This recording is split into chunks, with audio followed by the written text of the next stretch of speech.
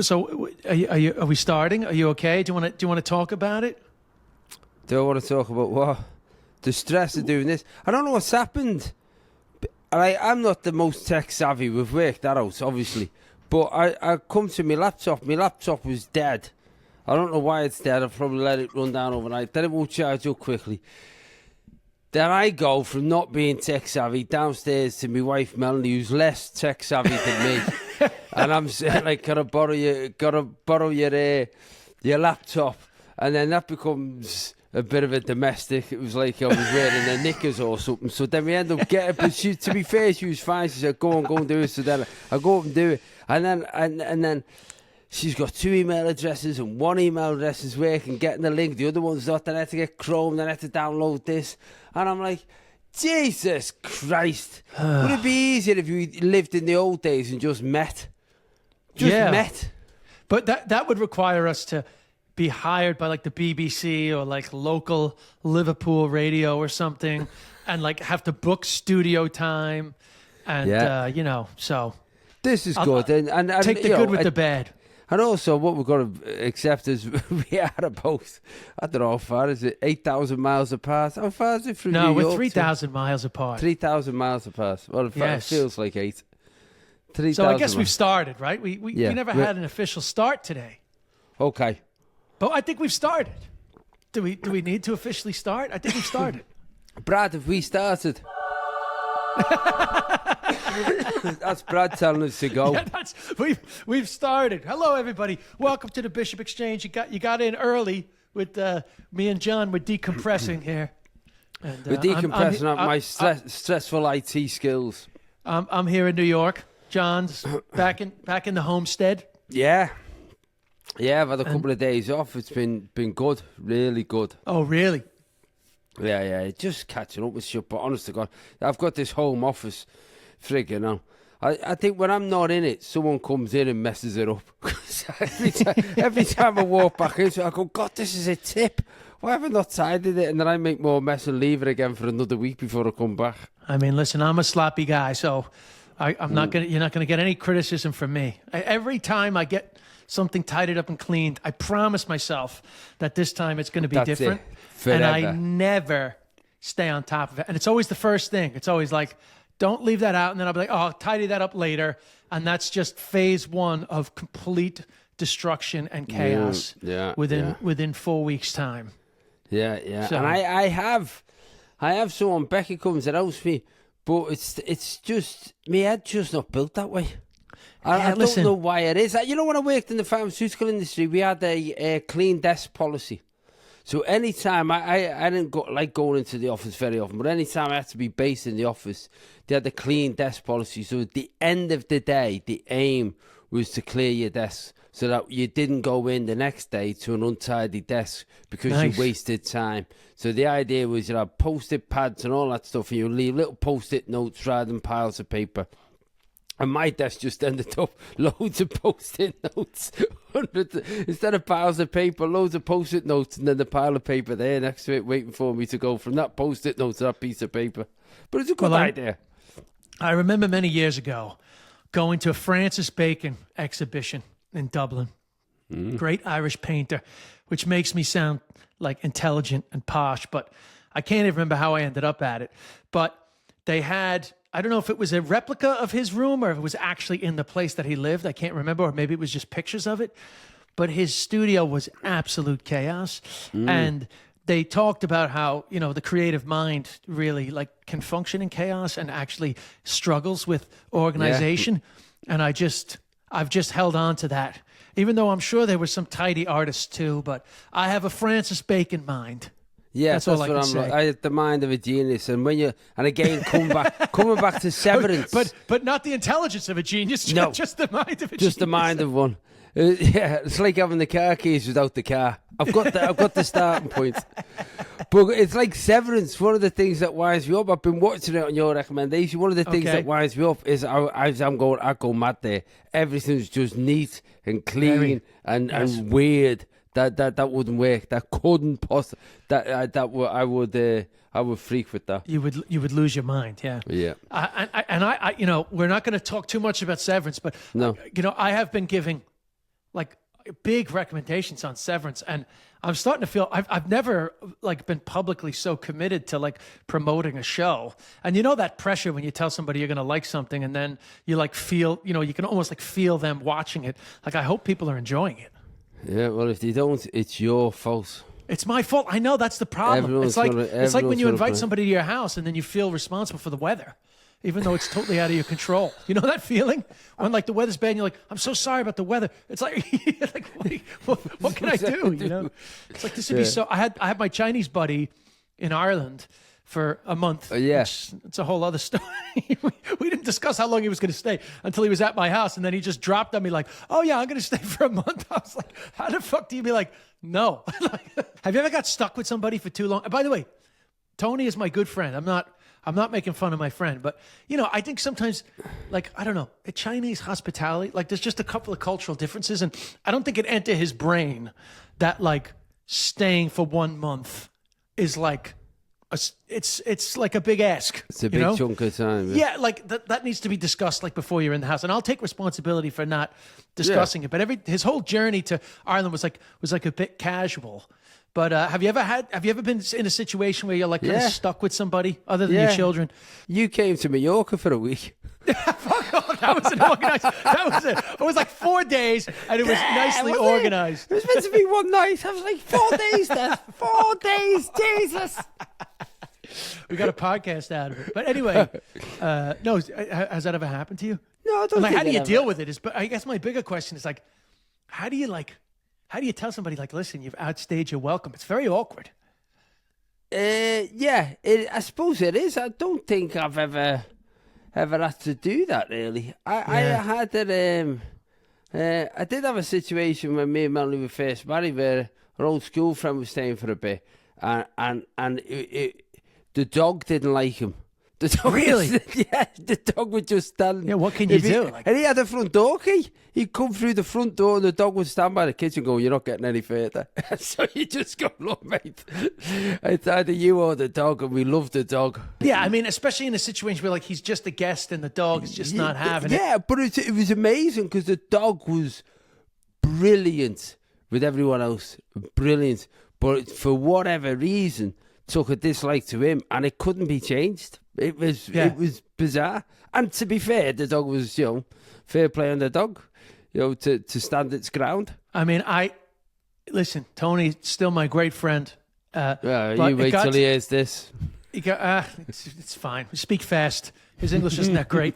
So, no, it got to the stage where like, when like he hasn't done anything wrong, so like it's not his fault, but because I'm not communicating. So like, he cooks a lot. And so you're like smelling the food, and then eventually it's just to the point where you're like you're resenting shit that's it's not fair on him, that you're getting annoyed at him just living, But at the same time, like it is fucking, like he'll make a fucking like a smelly breakfast, and then he'll come in, like I'm sitting in my sitting room. He's cooking the kitchen. Next thing he brings his food in, and then he's like chewing next to me. It's chewing. He's chewing. He's chewing. Yeah, but and eating. You can hear it. It's a known thing that misophonia, the people who have a problem with the sound of chewing or certain sounds, that it's psychological. So like certain people's chewing can annoy you more. So if the resentment is built up, then like his chewing gets amplified. There's science behind this. Yeah, but see, it's not like you're doing it as a joke. Can you handle the sound of chewing? I mean, I've not met Tony, but I gotta be honest. How loud was his chewing? Listen, man, you don't have what we've learned from your response is that you don't have misophonia. Right? You mean I'm just more laid back than you? No, chewing, man, is like nails on a chalkboard, man.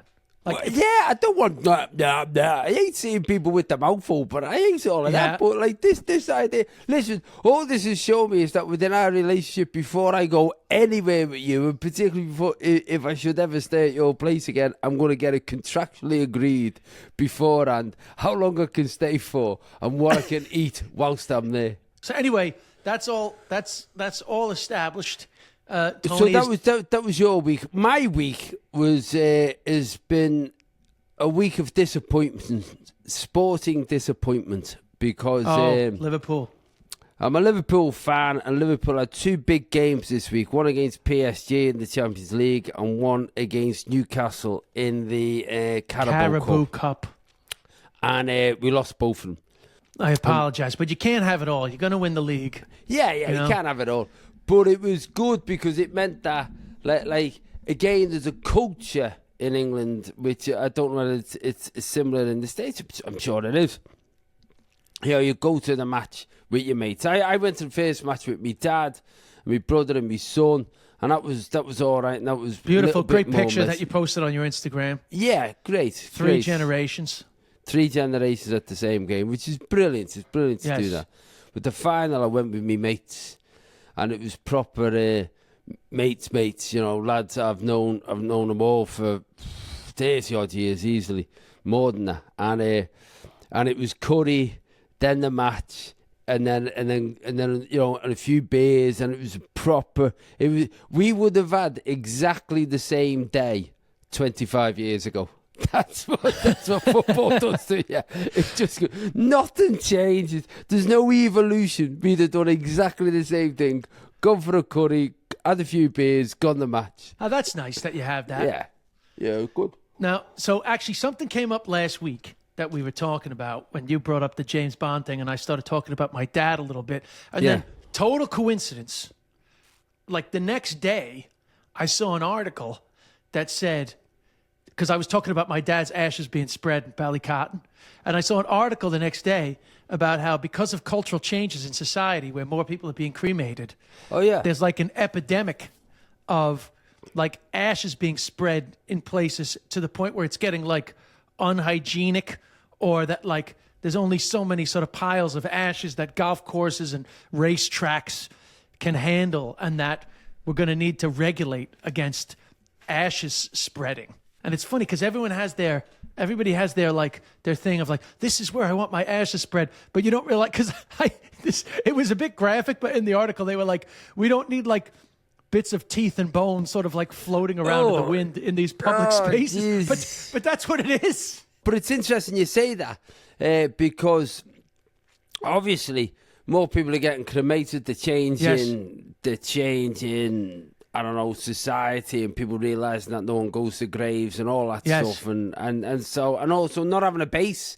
Like if you and your whole family live in the same parish, and you're going to move, then you'll do it, won't you? But then everyone's spread out, so people are getting their ashes and spreading their ashes.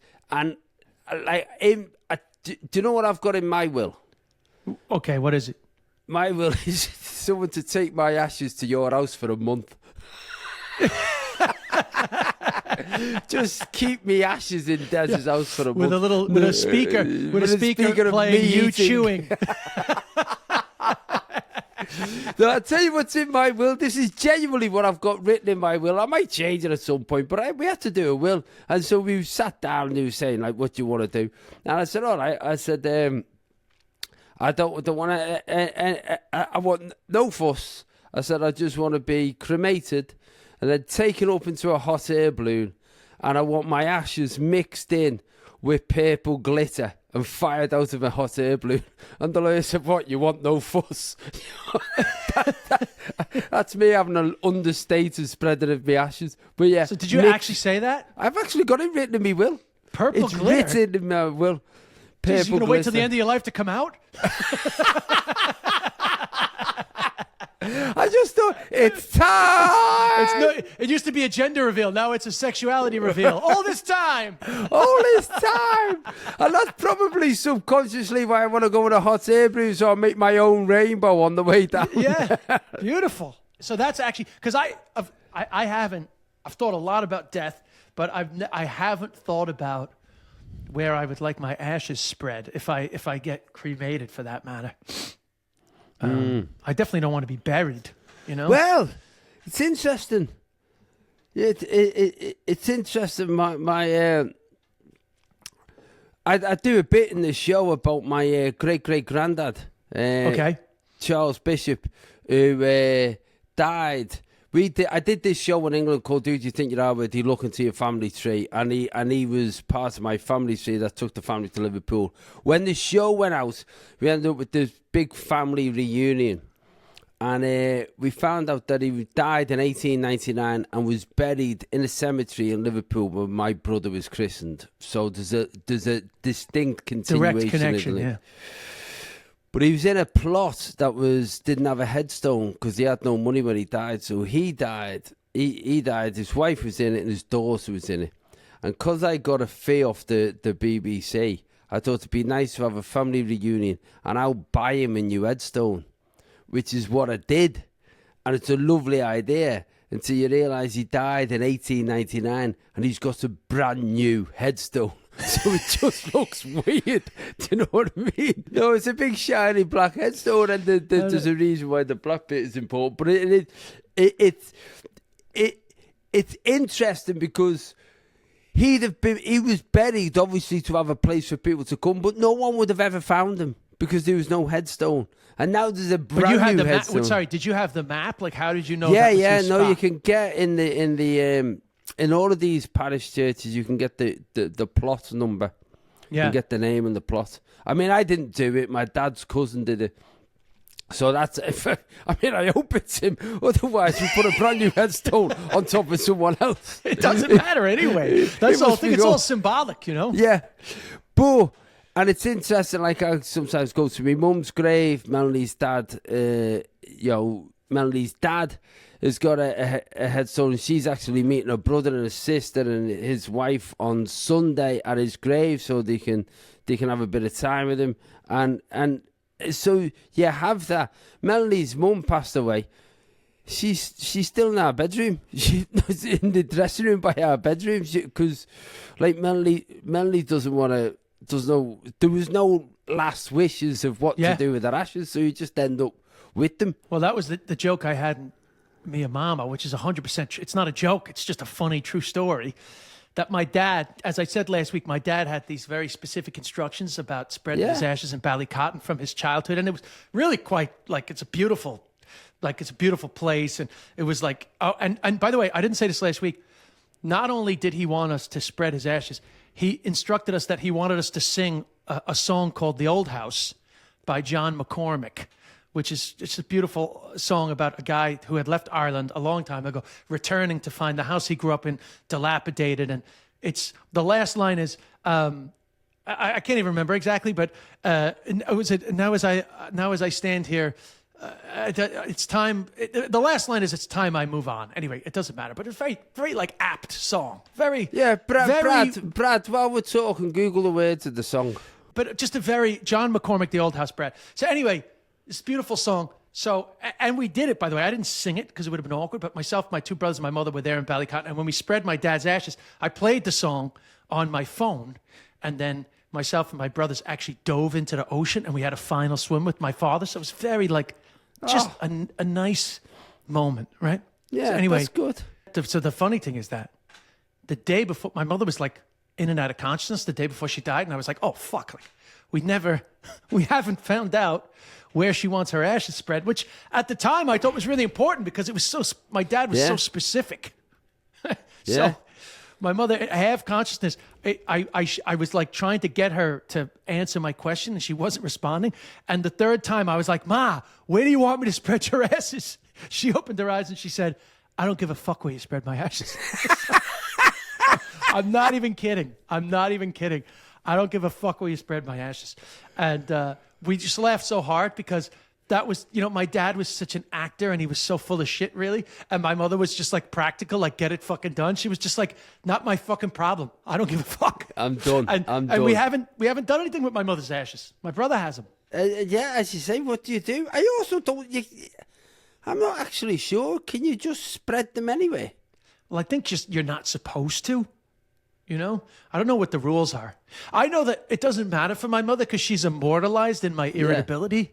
I inherited that from her. So my mother's ashes are spread throughout my very unstable nervous system.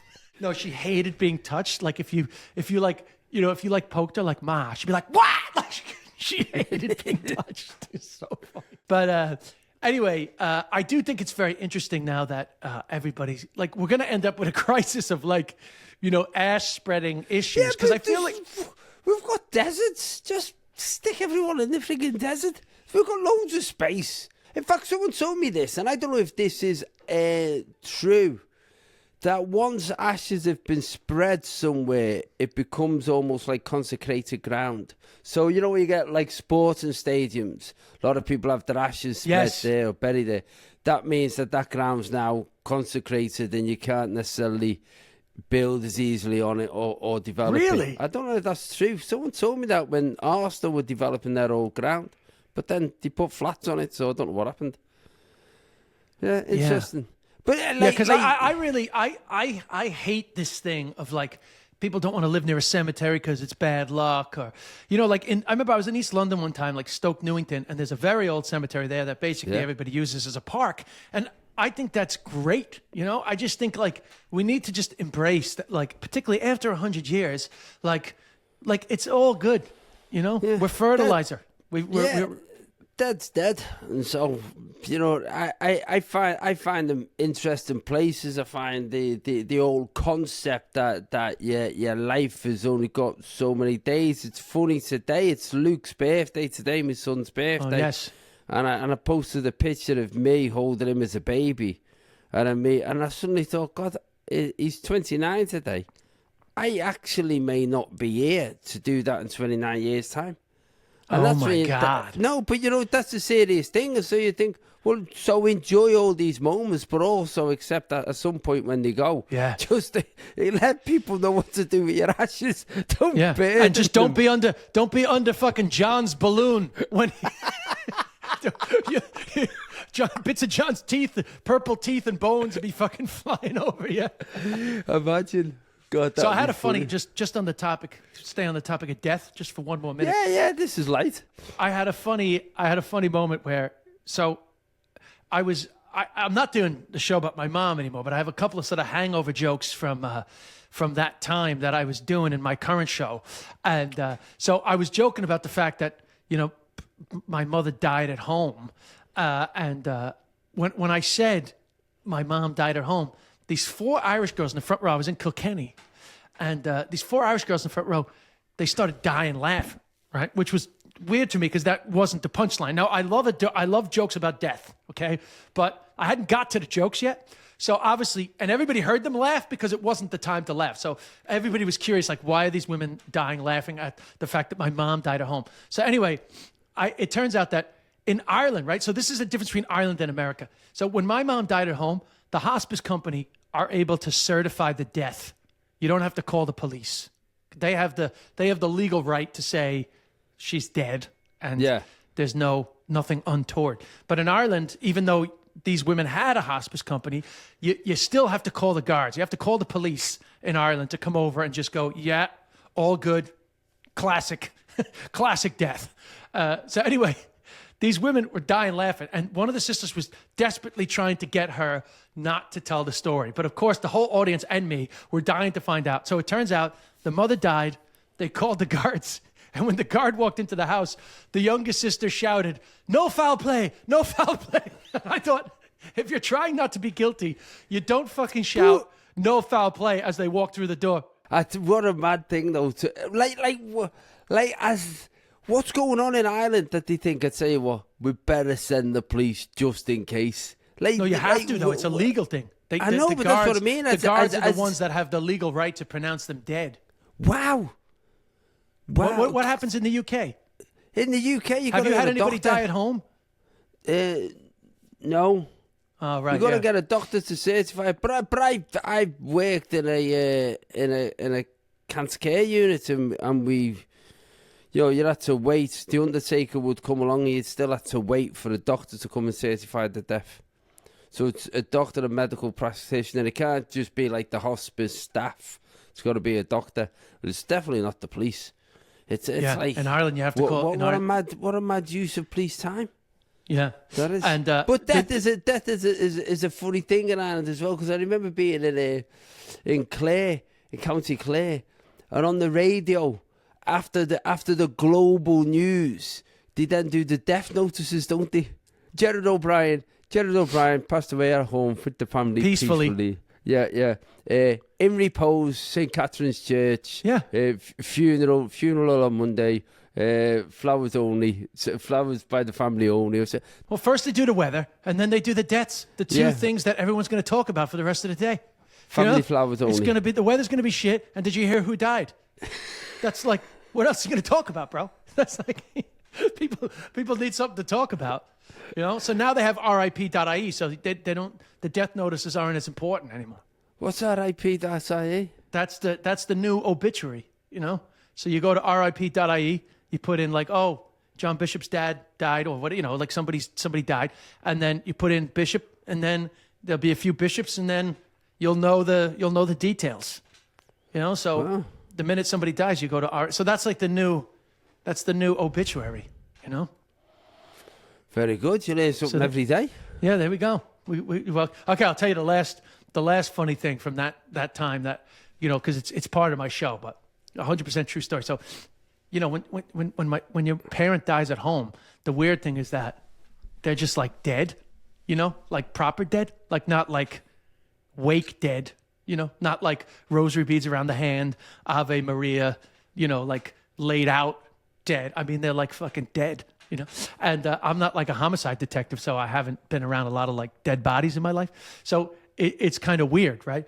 But people start coming over, and then the odd thing is that everybody just starts like living around the dead person, and it's amazing how quickly you can just get comfortable with somebody being dead. So I'm sure, I don't know if you've seen this joke that I have about, I say, get the passwords, right? So the joke is, get the passwords. The most important thing is get the passwords, because, you need that for like, going through all the money and all that. And so just my sorting the life out, yeah. Yeah, but my punchline is, because if you don't have those passwords, it takes a cold-hearted son to hold their mother's iPhone in front of her recently dead head, right? That's the joke, and it's like an inappropriate joke, right? But it's funny. But so that's not a true story, but I'm going to tell you the actual true story, right? Which is why I was telling this and why those girls, started laughing about their mom dying at home. This is a 100% true story. My brother Aiden, right? So everybody came over the house. My mother was literally dead in the bed, and Aiden loves like awkward comedy. That's like his jam. So in front of everybody, Aiden goes, hey, we should hold the iPhone. We should hold the iPhone in front of her face and see if it opens the phone. And I thought it was the funniest thing of all time. But we didn't do it because I knew the passwords. And it was Aiden's fucking birthday, which broke my heart. But anyway, we'll get into that another day. Yeah. It's funny because dark humour. I told a story. I did a podcast the other day, and the conversation, I don't know whether there's something about me at the moment, but the conversation drifted towards death again. We were talking about death because of, Chris has had a diagnosis of cancer, and just how you approach death and how you view life and so on, and how dark humour comes into it. Yes. And this is a genuine true story. When I said before I used to work at and you're going to think this is a gag, and this isn't a gag. When I used to work in a cancer care centre, it was called Holton Haven, where I volunteered there when I was a teenager, when I was about 17 to 18. So I was doing A-levels at school. I'd go and work, and I'd do night shifts. I mean, they were, it was a charity cancer hospice. So you're getting people who were sick and were dying, and I wasn't trained, but I was just helping out as a care assistant, and I'd be there when people passed away. On a few occasions, and it's a very, very strange thing to like be 17, and like I remember one guy died, and he was a bit dishevelled. I'd made him a cup of tea. And we were sort of going to get him ready because his family was coming in, and we got all the shaving tackle ready to help him get ready so he looked presentable well with his family. And between getting him his cup of tea and going back out to get him some toast, came in, he was dead. He died. So the nurse said, look, we've got all the shaving gear. His family's going to come here anyway, so we should at least make him presentable. So when the family arrived, he was clean shaven. So, you know, as a 17-year-old boy, when you're talking about being comfortable around death, quickly. I was barely learning to shave myself, and I'm shaving a dead bloke to make his family look good. But that's not the story. The big story, and this is honest to God true, I'll change a couple of the names in case it upsets anyone. But the truth is, there was a guy, George, and he was a lovely fellow. He'd been there a few weeks, and he passed away. And often, and people who work in hospices will probably validate this, or certainly my experience, people will pass away late in the night, between 2 and 4 o'clock in the morning. You'd often get people passing away. And so, as I say, in England, we'd have to wait for the doctor to certify the death.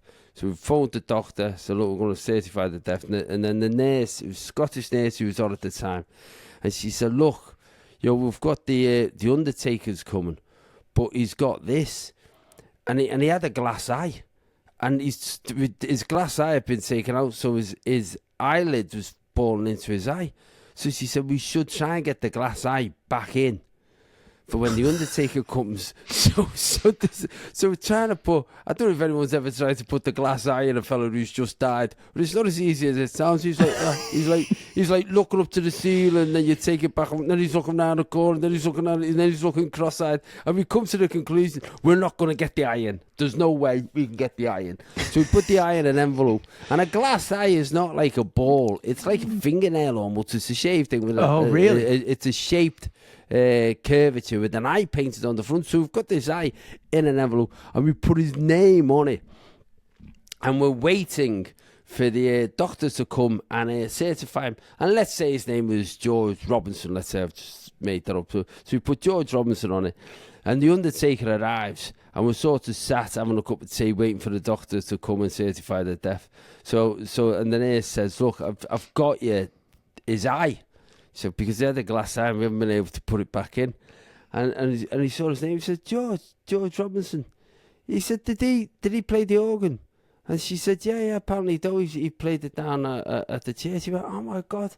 He said, I know him from all the funerals we'd do. He'd be playing the organ. He said, he was a great fella. He always said he'd keep an eye out for me. It's honest to God true. He said that at 4 o'clock in the morning. My God. I have never laughed so hard in all my life. That's a true story of my kid's life. Couldn't be more perfect. Couldn't be more perfect. Oh, he said he'd keep an eye out for me. And I just thought, wow, that is the funniest thing I've ever heard. But it's also, in some respects, it's sad. But it's, I always think often the dark humour that people find in those moments is the humour that the person referred to would probably laugh at as well. Do you know what I mean? It just helps you to deal with it, you know? Yeah. What's the difference? You're going to be miserable for most of the process. You might as well have a couple of moments of relief, you know? Yeah. Hey, that's well covered. I like talking about death anyway. I feel like we shy away from the topic too much. It's such a big part of life. Oh, Melanie's going mad at me because I keep on saying, look, how many Christmases have we got left? How many? Make sure we do.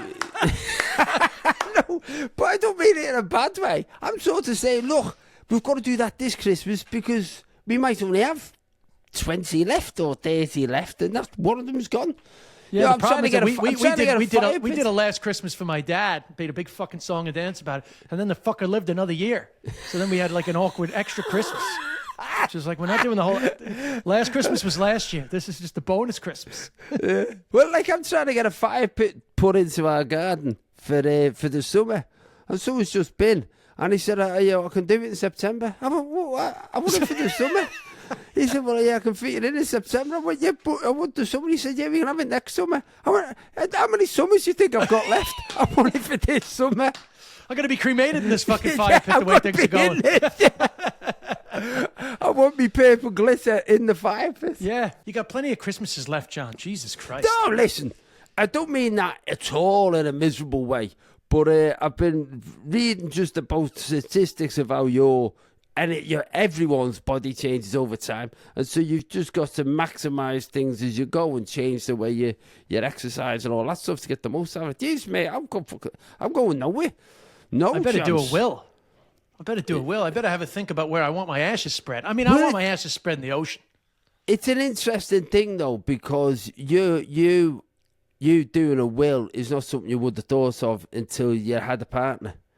And do you know what I mean? Why would you? And I never thought of it until we had kids. And it becomes something that you've got to do.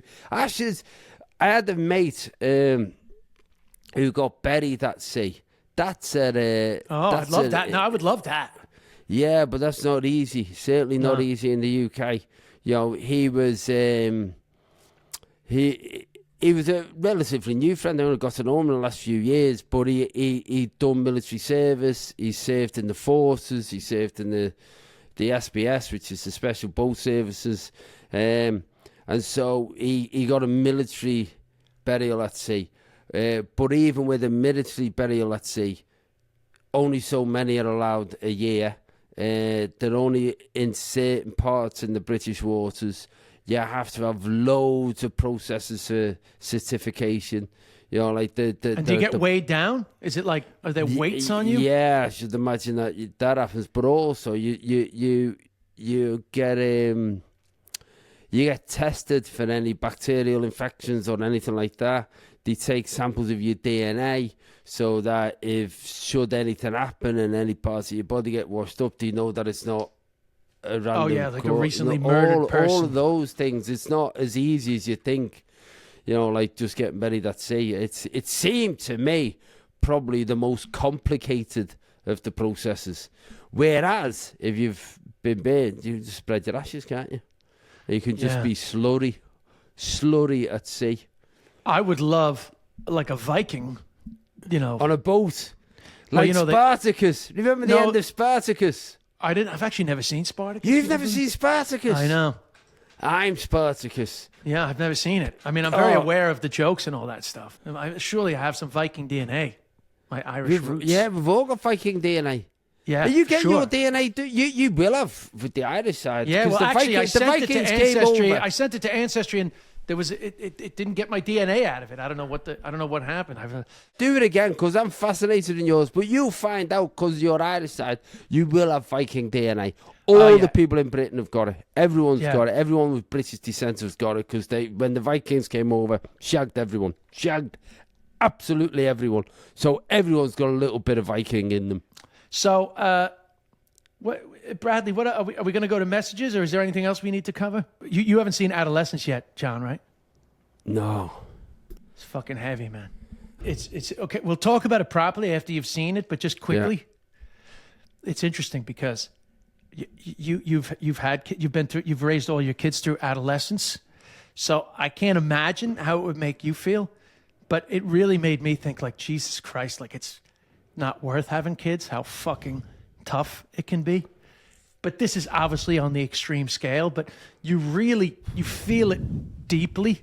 You know, it's all shot in one shot, and it's very intense. You never get a break from the intensity of what's going on. And I was very upset. After episode 3 it's harrowing, and everything about men and masculinity. And anyway, we'll talk about it properly after you've seen it. But for those that are listening that haven't seen it, it's worth a watch. I mean, episode 4, listen, everyone's going to have their own opinion, but episode 1 and episode 3 are exceptional. Yeah. So anyway, after you watch it, we're going to have a good talk about masculinity. Yeah. But we'll save that one. We can't do death into masculinity. No. But Brad, did you get the lines of that song for Dez's dad? Yeah, I put it in the chat. I don't know. Oh, sorry, I didn't have the chat open. Yeah, we don't have the chat open. Where's the chat? The line I say it did. Oh. Where's the chat? How do I find the chat? Oh, there's the chat. Oh, there's one message. It's the last line. It's time I pass on. Why I stand there like a ghost or a shadow. That's it. It's time I was moving. It's time I passed on. My dad had us sing that. Oh, actually, yeah. Okay. So text me the name. Text me the details again, Des. I'm gonna listen to it after. Okay, so this is This is 100% true story, and I don't believe in like magical shit. But anyway, you know, when my dad died. You know, we had made a documentary about my dad. My dad was nearly James Bond, and you know, we were talking a bit about that last week. But anyway, the documentary was really about, my dad's sacrifices that he made for us because he was a model and an actor. And he gave us a normal life in Flushing, Queens, New York. And it was really a tribute to that sacrifice and the heroics of fatherhood versus the empty heroics of a character called James Bond. As we said last week, but if you didn't listen last week, he had an audition for On Her Majesty's Secret Service. But the documentary also chartered my journey of trying to get him on stage with me at the end of the show, which we did at the Edinburgh Fringe Festival 2010. So it was a show about my dad, surprise ending. He walks out on stage and it's great. And he has actually his last line in the show, my dad was Neil James Bond, was, it's great to be here on stage with my son Des. And if I think of my life as a stand-up comedy routine, then this is one hell of a fucking closer. That was his line, right? Which it took a long time for him to get that line right, but eventually he did get it right. And he was like, you sure I should say fuck? And I was like, you're saying fuck, Dad. It's one hell of a fucking closer. That's the line. Say it. So anyway, right? So then he died. But 4 days before he died, the documentary was on Irish television, right? And it was great, and it went really well and it was well received. And he was delighted because he was like a ham and he was happy that he got a bit of notoriety at the end of his life. So a couple of weeks later, I'm back in Ireland. I'm still touring the show about my dad, but now he's dead. And I was in Limerick. And myself and my two buddies decided to stay in Adair Manor, which is beautiful. Like, it's way fancier now, but it was still pretty fancy back then. Yeah, no way. So we get to the hotel after the show in Limerick. And the two lads go down to what they call the tack room, which is the late night drinking, the residence bar of Adair Manor, right? So they go down before me. I went upstairs to call my girlfriend at the time. And so maybe about 20, 25 minutes later, I go down to join the lads. And there's a piano player, just playing songs and singing. And when I walk into the fucking room, this guy is playing. And by the way, I have to point out that the documentary never said anything about John McCormick's The Old House, right? But when I walk in, this guy is playing John McCormick's The Old House, right? On the fucking piano. And I'm like, what the fuck? Like, I obviously it's fucking weird, right? So I walk in and he's playing it and I sit down and I say to the lads, I say, it's funny because this song that he's playing, my dad asked me to fucking sing this when we spread his ashes. And then he finishes, the fucking singer, and he looks over at me and he goes, "That's for your father." I'm not kidding. No way. Because obviously he's seen the documentary, and like I think it's quite a crazy coincidence, but obviously other people are not going to think it's a coincidence. I don't mind either way. What matters is it 100% happened that way. He finished the song and he said, "That's for your father." Did you crack? I don't know if I don't know if I just remember being like mesmerized by the craziness of this moment because it was very soon after he died, So anyway, you just never know. It's the power and if you of saw the music, building, if you saw Adair Manor and just the whole vibe, it's quite ghostly. The whole thing. But very Irish thing as well. Songs to mean something. Oh, talking of it, what are we doing? What are we doing? Talking of the Irishness. Paddy's Day yesterday. What was it like? What did you do?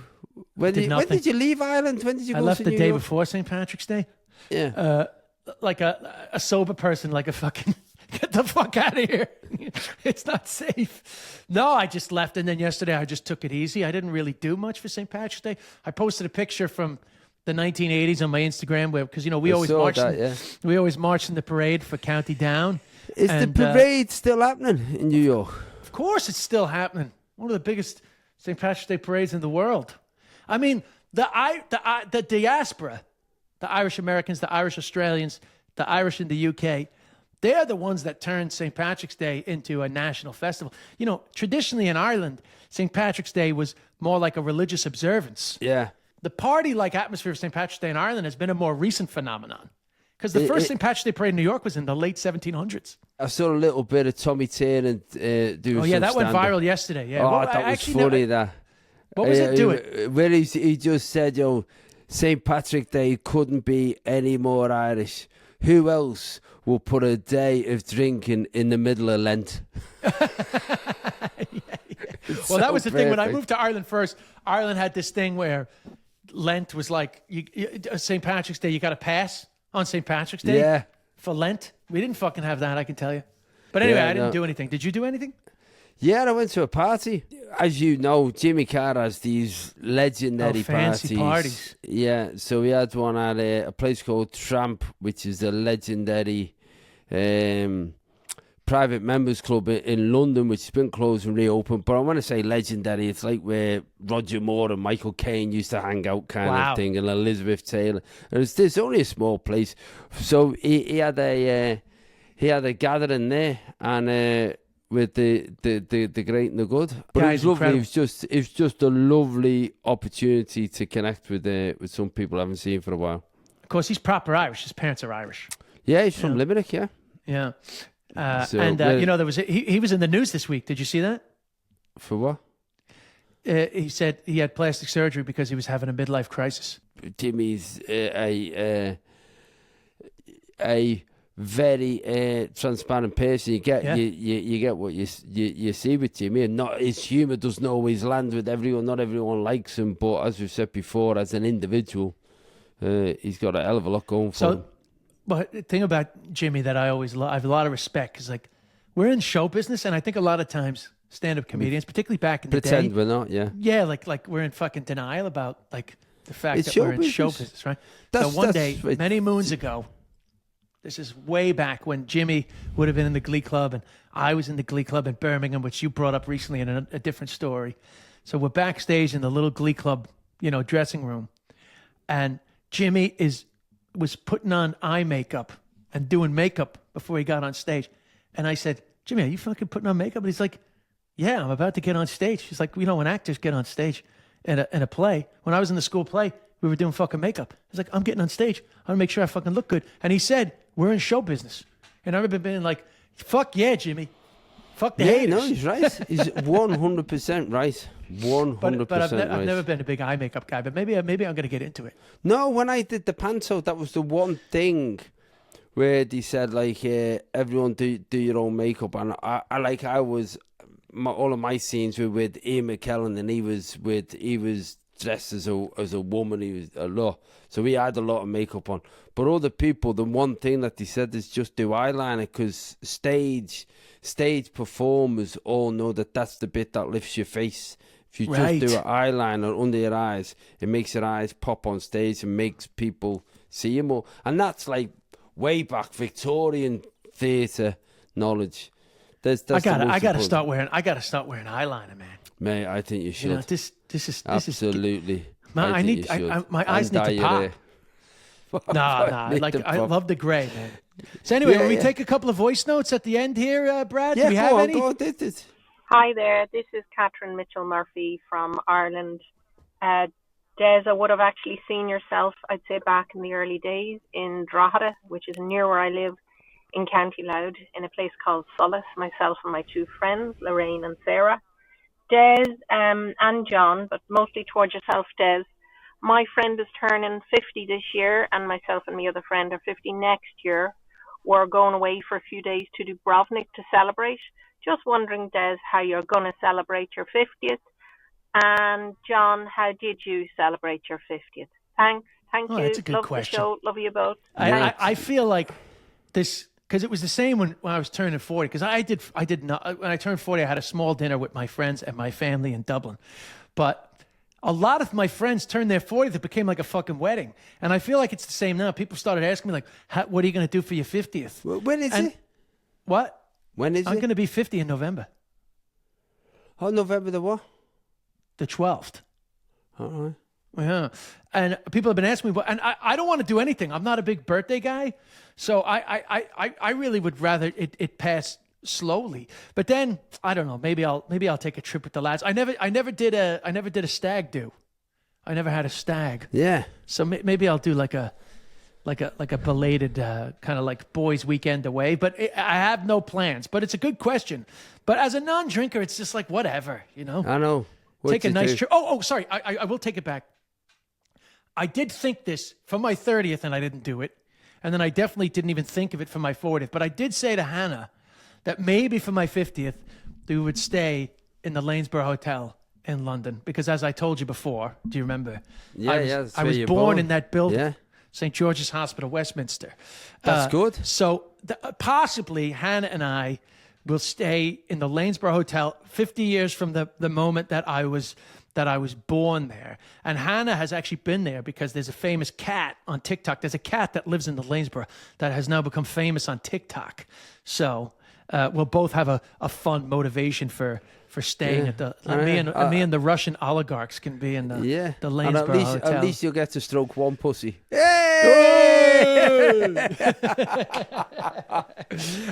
what did you do? I rent. Did you not come? Where were you? Oh, I was there. Duh. I was fucking there. Yeah, that pub in London.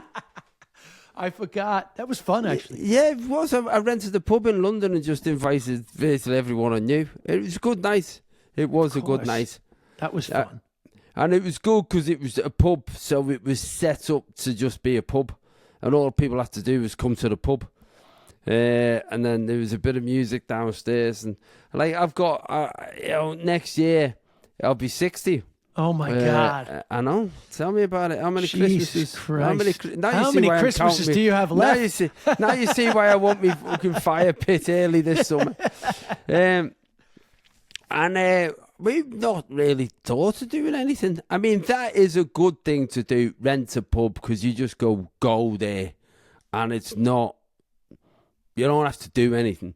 Organise a dinner or renting a venue or parties that way, they're a pain in the ass. I do feel a lot of stress for the big party, so I will not be having a big party for my 50th. And I told Hannah I don't want a fucking surprise. You know, we did a surprise for her mom's 60th, and that was fun. But I don't want a surprise. I'll do a trip. But a good question, nonetheless. Bradley, cancel that room in the Lanesborough that we've booked for Des. Cancel it. Do we have one more, Brad? Are we done? Good morning from Texas. Really appreciate you both. I feel like I'm not in your standard demographic, but I would like to know, like, if you were stranded and you were the last man on Earth, first of all, where would you like to be? Like a specific city or county or area, zip code, if you will. And what 2 books would you like to take?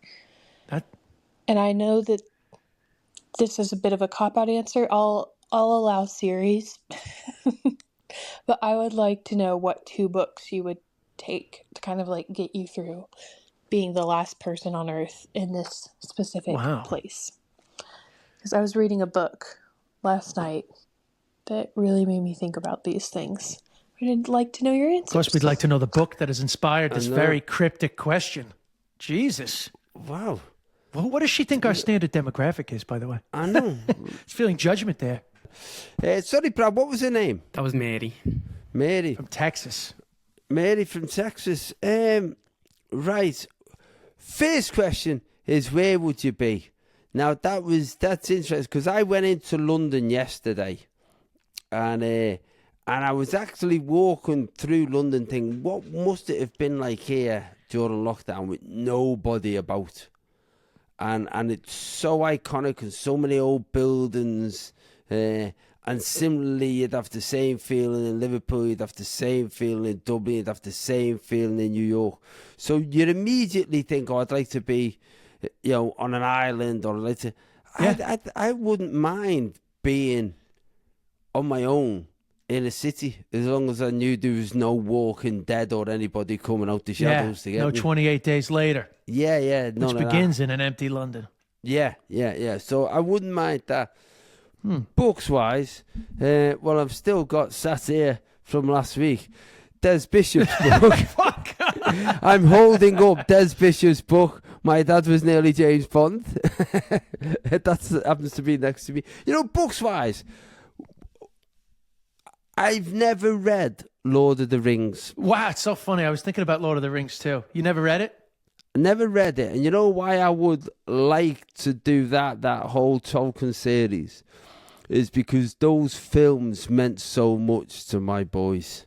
Right. Those films and obviously now I'm become friendly with Ian and so on. And I remember when my youngest son met Ian, he was nearly crying. He just said it meant so much to him, that period of his life growing up. And so I would definitely take the Tolkien series, because I think it would remind me of Melanie and the Boys. Wow. Beautiful. Meaningful. Yeah, go on, beat that, Des. I mean, I think my immediate reaction was the warm, like a warm place. So I was going to say definitely a Caribbean island.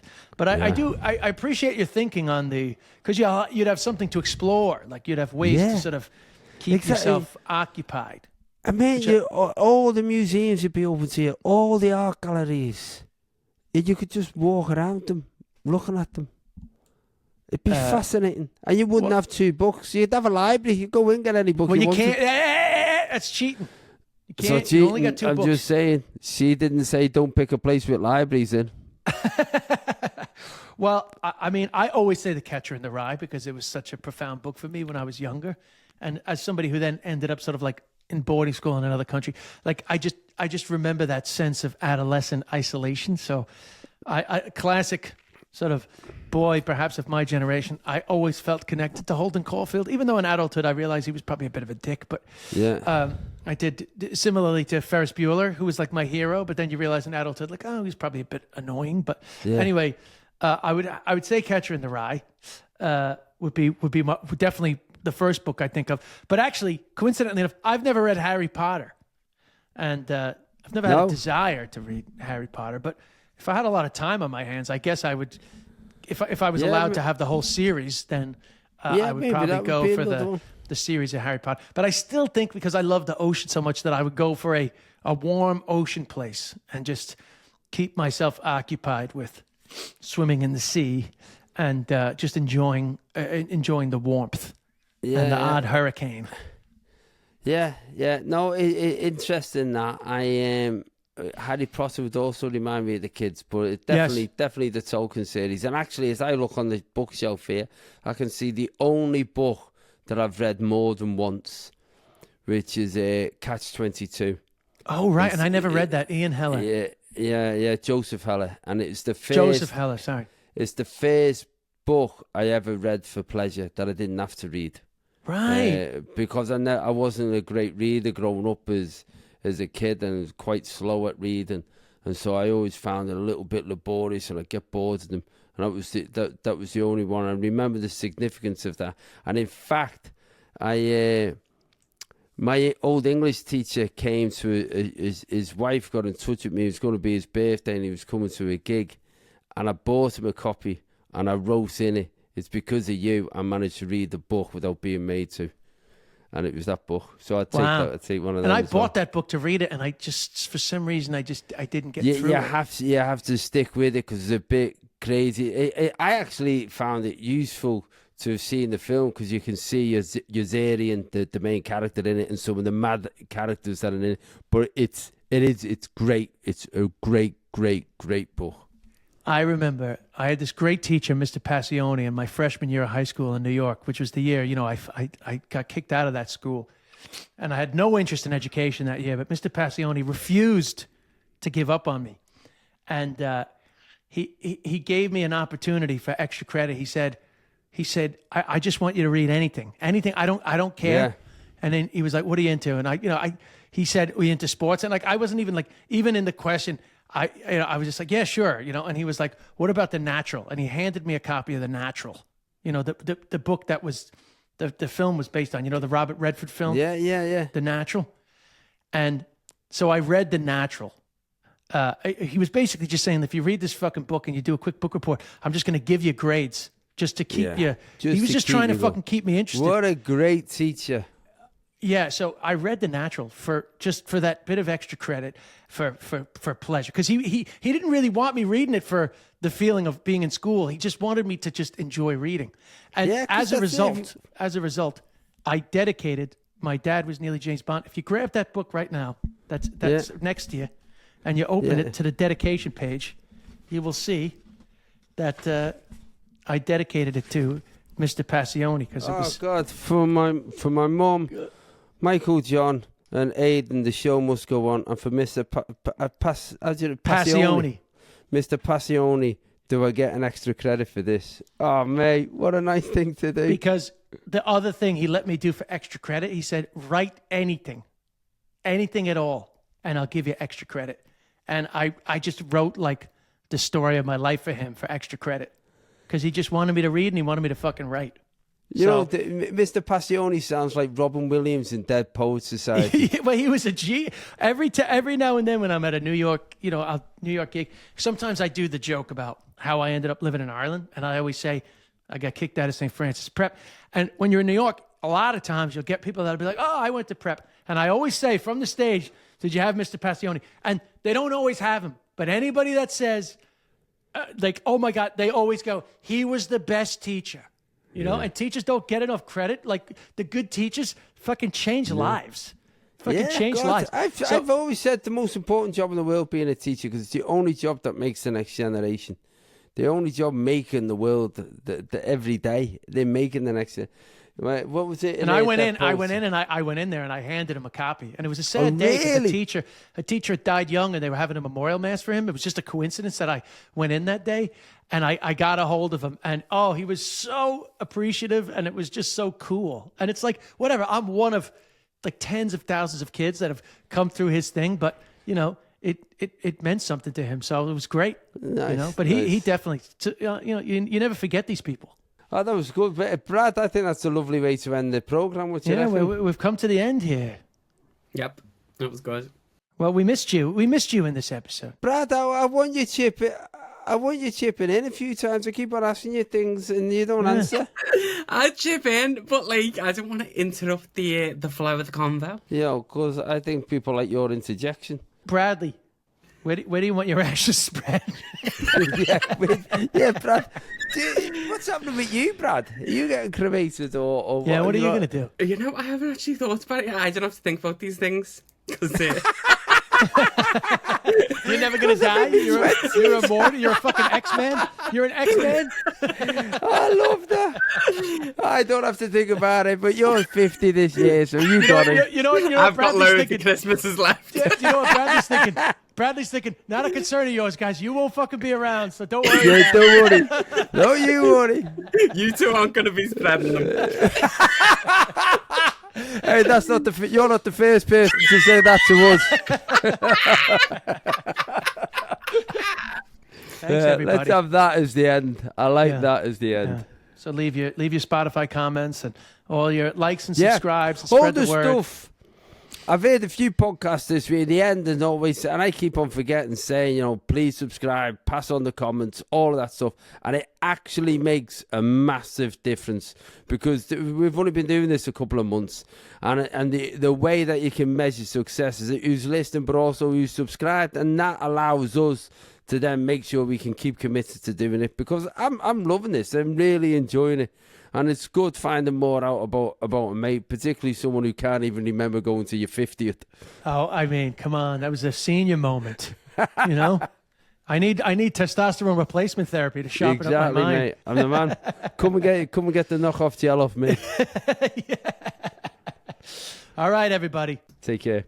Bye.